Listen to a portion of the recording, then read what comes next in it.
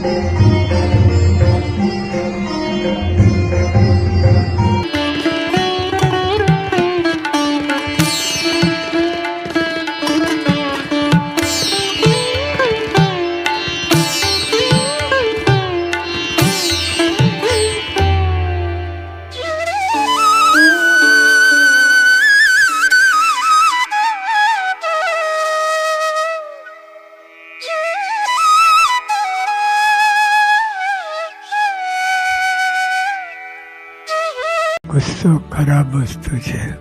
ખરેખર ગુસ્સો 1 સેકન્ડનું પણ પરિણામ દિવસો વર્ષો સુધી ચાલે. કોઈ 2 વેણ બોલી જાય તો પગે લાગી સહન કર, નમી દેવું, દંડવટ કરવા. આટલું કોઈ કરે એકાંતિક કહેવાય.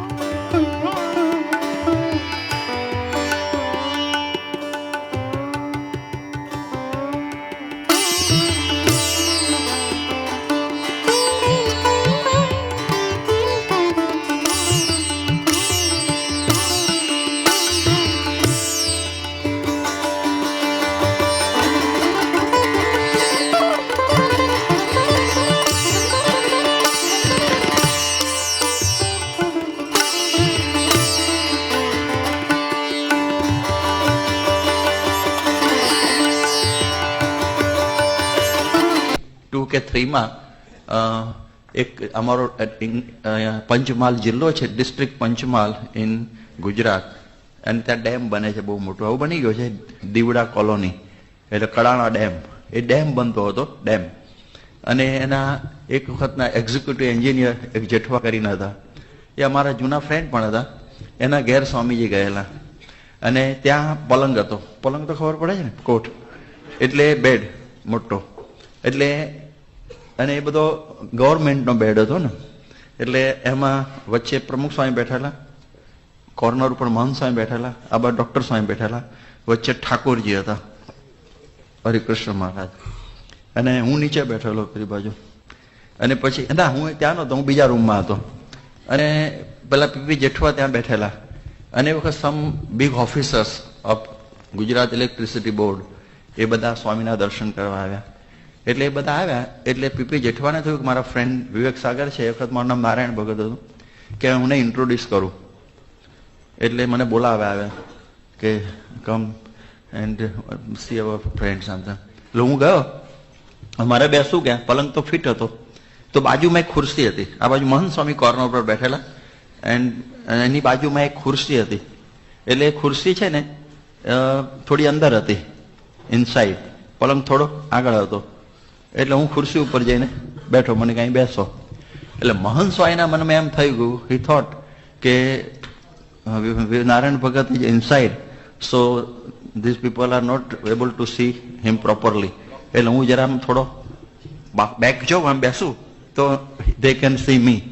એટલે એ છે ને પલંગમાં જ આમ ખસ્યા, અને પલંગમાં ખસ્યા ને પલંગ તૂટી ગયો આખો, ઢણ કરતો. પલંગના પેલા અંદર ના હોય ને બધા લાકડા, એ બધા છૂટા પડી ગયા.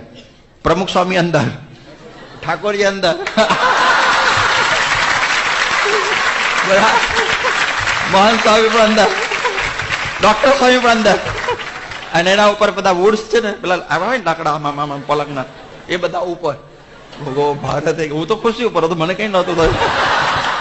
પછી પેલા સાહેબો આવેલા ને બધા ઓફિસર્સ, એ બિચારા કાઢવા મળે, એવું નાટક થયું. પછી બધા કે બધા એનાલિસિસ કરવા માંડ્યા, એનાલિસિસ કે જો આ કેવી રીતે બન્યું આવું.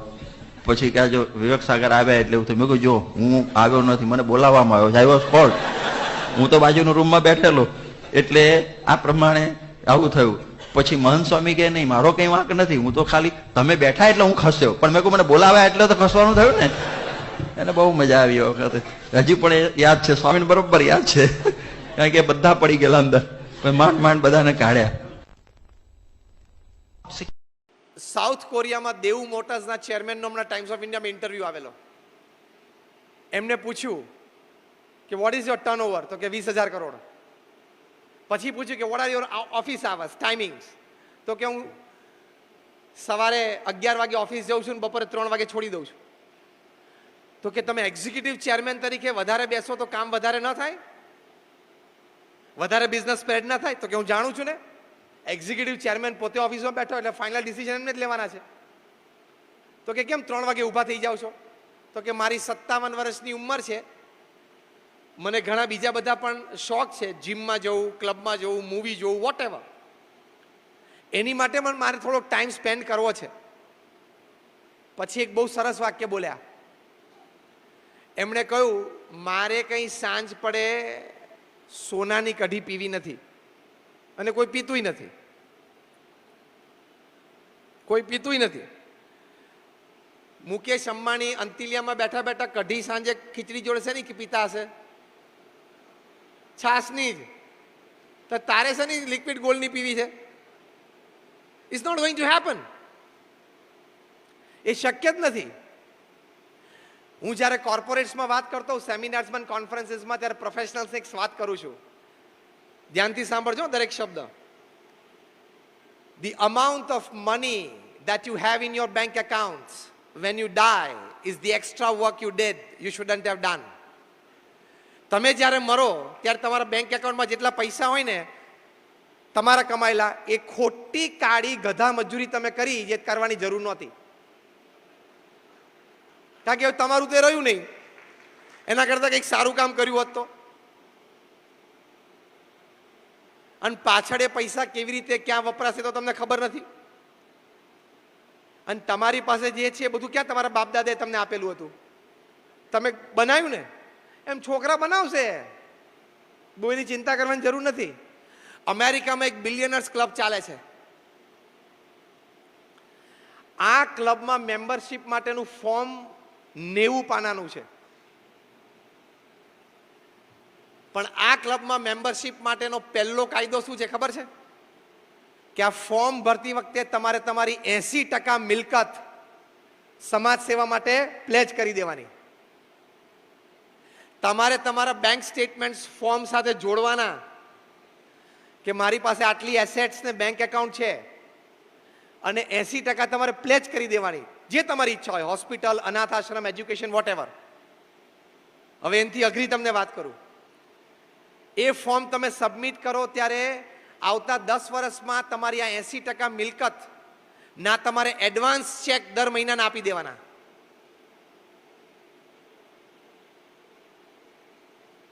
દર મહિનાને એડવાન્સ ચેક આપી જ દેવાના, પછી જ તમારું ફોર્મ સ્વીકારે, તો તમે આ ક્લબના મેમ્બર થઈ શકો. મજા આવે એવી શરતો છે ને. આવી 30 આઈટમ છે. પણ આનું ફોર્મ ઓનલાઈન નથી, કારણ કે ઓનલાઈનનો દરજ્જો ઓછો પડે આ ફોર્મની ક્રેડિટ માટે. ટપ ટપ ટપ કરી ડાઉનલોડ ના કરાય. હવે આ ક્લબના મેમ્બર્સ કેટલા હશે? કોઈ મેમ્બર થવા જ ના જાય ને? આમાં થાય જાય? આ ક્લબમાં અત્યારે 560 મેમ્બર્સ છે. લોકો જીવન સમજ્યા છે કે money is not everything in life. તમે શાંતિથી ઘરે બેસીને વિચાર કરજો.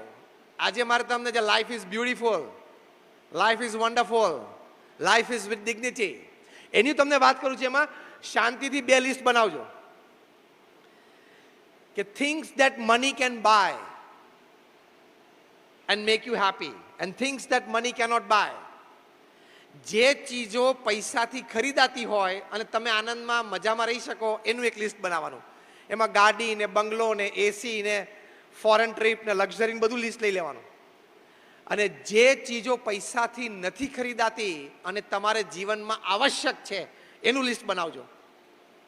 Trust, friendship, goodwill, credit, relationship, love. આ બધું પૈસાથી નથી આવતું, પૈસાથી આવે છે. અને એની એકચ્યુઅલી વધારે જરૂર છે કે નહીં જીવન જીવવા માટે? એટલે પૈસાની જરૂર છે, એની ના નથી. ફિનાન્શિયલ સ્ટેબિલિટી સારી હોવી જોઈએ, એ જરૂરી છે. પણ તમારે અંતરદ્રષ્ટિ કરવાની કે ફિનાન્શિયલ સ્ટેબિલિટી એકવાર આવી ગઈ પછી તમે દોડાદોડ કરો, તે તમે જીવનને સમજ્યા નથી. એટલો ટાઈમ તમારે કોઈ સારી પ્રવૃત્તિ માટે આપવો જોઈએ, તો તમને જીવનમાં સંતોષ ને આનંદ રહેશે. એટલે આ સમજણથી આપણે ત્રીજા 8 કલાક જીવવાના છે. Third 8 hours of the day are very important. If you can live it well, you win your life. If you can't live it well, you lose your life. એ ત્રીજા 8 કલાકમાં 3 F, 3 H અને 3 S. 3 F એટલે family, friends and faith. 3 H એટલે health, hygiene, hobby. અને 3 S એટલે સોલ, service and smile.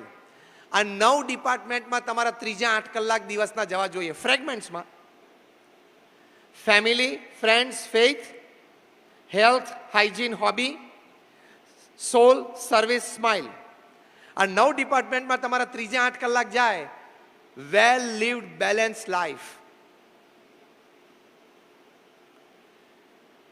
30 દિવસમાંથી 5 દિવસ રાત્રે 10 વાગ્યા પછી ઘરે આવવાની છૂટ, બીજા 5 દિવસ રાત્રે 9 વાગ્યા પછી આવવાની છૂટ, બીજા 2 દિવસ રાત્રે 8 વાગ્યા પછી આવવાની છૂટ. બાકીના 17 થી 18 દિવસ તમે મહિનામાં રાત્રે 8 વાગ્યા પહેલા તમારા પરિવાર પાસે પાછા ન આવી શકો, તો let me tell you, you are a very poor manager of time and work. તમને ટાઈમ પ્લાનિંગ નથી, તમારી પાસે વર્ક પ્લાનિંગ નથી. મેં 400 થી પણ વધારે જીવન ચરિત્રો વાંચ્યા છે. From Abraham Lincoln to Nelson Mandela two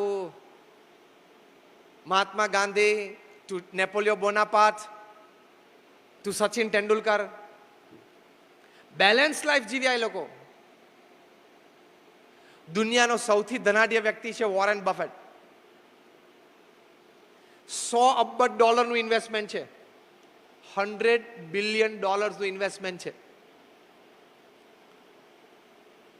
એમને લગ્ન જીવનને 50 વર્ષ પૂરા થયા એટલે એમની જે ફ્લેગશિપ કંપની છે બર્કશાયર હેથવે, 63 કંપનીઓ એ કંપની નીચે છે. આ 63 માંથી 20 થી વધારે કંપની ફોર્ચ્યુન 500 ના લિસ્ટમાં છે. એટલે એમના સીઈઓઝે ભેગા થઈને 50 પાર્ટીઝ રાખી આખા વર્લ્ડમાં, કન્ક્લુડિંગ પાર્ટી લંડનમાં હતી. અને લંડનની party was attended by more than 20 heads of states of Europe. તમારા દીકરાના લગ્નમાં 20 પ્રેસિડેન્ટ ને પ્રાઇમ મિનિસ્ટર આવે તો એ ક્રાઉડ કેવું, એ ફંક્શન કેવું કહેવાય. પ્રમુખ સ્વામી મહારાજ કહેતા કે કોઈ પણ કાર્ય શરૂ કરતા પહેલા 100 વાર વિચાર કરો, એના પ્રોઝ અને કોન્સ વિચારવા, લાભ અને ગેરલાભ વિચારવા. પણ એકવાર 100 વાર વિચાર કર્યા પછી નક્કી કરીએ કે આપણે આ કામ કરવું છે તો એક કામ આદરવું, અને પછી 100 વિઘ્ન આવે ને તો પણ ઊભા નહીં રહેવાનું.